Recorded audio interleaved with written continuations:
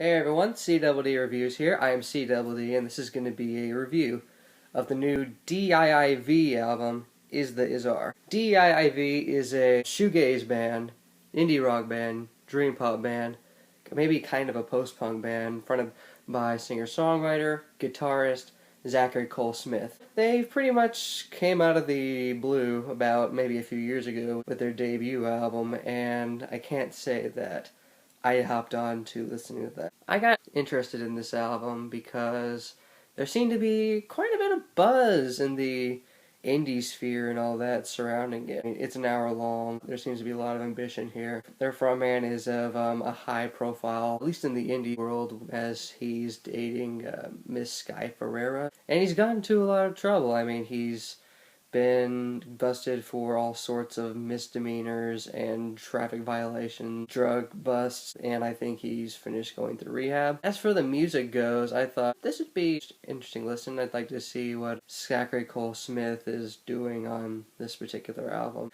It seems to be interesting enough to get a lot of people's attention, but after listening to this, I really don't see the hype behind it. This was actually really disappointing. Now, the thing about this album is, like I said, it's more of a shoegaze album. You're getting these cavernous vocals, a lot of effect pedals being used, a lot of reverb slathering everything, but what makes me like shoegaze bands like My Bloody Valentine or Slowdive or A Sunny Day in Glasgow is that they're not just relying on a sound. They're actually working with interesting and really good compositions. And unfortunately, these compositions on average are just ranging from okay to actually pretty good. When you listen to the song Out of Mind, you pretty much get an idea of what you're going to hear from beginning to end. This whole hour long of music. Why was this an hour? You're getting these, like I said, these out off in the distant vocals. You're getting these sweet and really melodic guitar going on with like some other guitar, providing as this drone, like this subtle drone, this kind of noise going on. Some nice warm bass and drums that just keep the track going. Given that these vocals are just so off in the distance, like most of the time, there's really not much reason for me to pay attention to what it is Zachary is saying. Zachary seems to be focusing on a lot of cliches, and he seems to be dabbling in some personal stuff, but there's not really anything having for me to incline to talk about the lyrics, so that's an entire aspect that I don't see much point in talking about. So yeah, the production. I think in the hands of someone else producing this, like anyone else other than Zachary, this would have been really good. This production pretty much ruins any kind of compositional idea each track has for the most part. It just creates this homogeneous sound. It's like I'm listening to a sound from beginning to end and not just an album of songs. There's no reason for some of these tracks to even exist, especially the production, but everything outside the production, though, there's still quite a few potholes. I feel like I'm driving on a road that this album is, and it's just not a well-paved road at all. There's like these couple of interlude tracks, namely Fuck and Napa. Fuck is just 16 seconds long, and it just sounds like they were either rehearsing and they forgot to turn off their recording devices, or they somehow let this slip into the album and decided to give a title, and they thought, oh, fuck, that somehow ended up there, and oh, that's good, that's an album, that's a perfect song title. And there's Napa, which is like a whole minute and 22 seconds longer, or something of that nature, and it just doesn't add much to it either. The melody is just so forgettable. It's even more forgettable than the 16 snippet that was Fuck. And then there's the track Blue Boredom, which features Sky Ferreira on lead vocals, and she is just doing her worst Kim Gordon impersonation. The worst Kim Gordon impersonation you could ever think of. It's like she didn't even try to like do anything that's of her own style. It's just Kim Gordon vocals that not done by Kim Gordon at all. And so that track is just automatically trash. And then there's a track, Meyer, Grant's song, and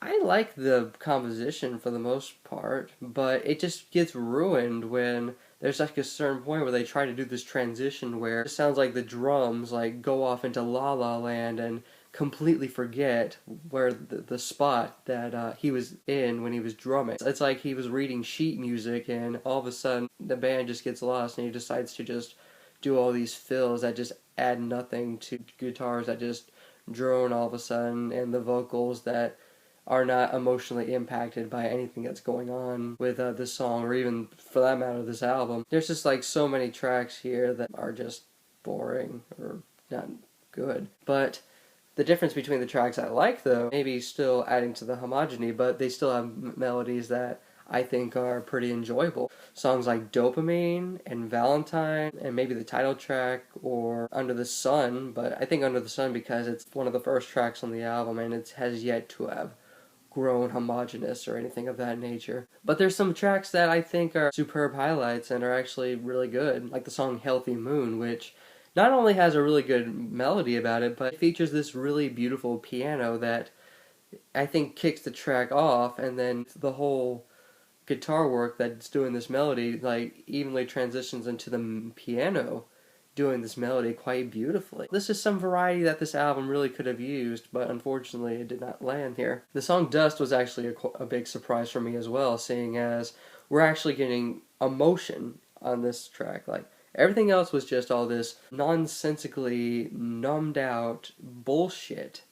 And now we're just now getting some kind of feeling out of the vocals and the instrumentation, especially in the instrumentation, because like halfway in the track, Zachary just goes into this really painful and really moving guitar solo of some kind, this guitar passage. That just sounds fantastic. I wish that like this popped up more in the album, or this album was like shredded down to more tracks and they just included tracks in this vein. This would have been really interesting. And then I guess the closing track, Waste of Breath, was cool too. It's a decent length and it closes the track well enough as it could. So yeah, overall I'm actually relatively indifferent to this album as a whole. It's okay.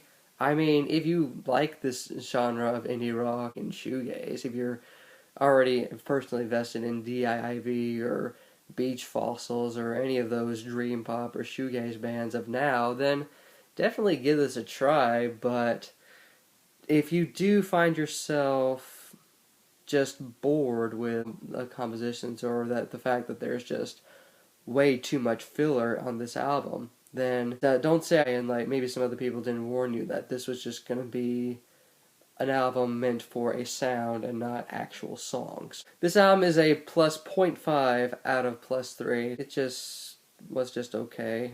I don't see any reason to return to it apart from just laying out on the bed somewhere and just drifting off into some kind of mental state that is trying to just sleep or something of that nature.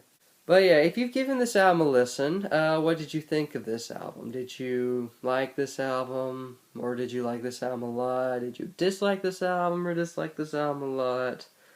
And what should I consider listening to and possibly reviewing next? This is CDD Reviews here, signing off.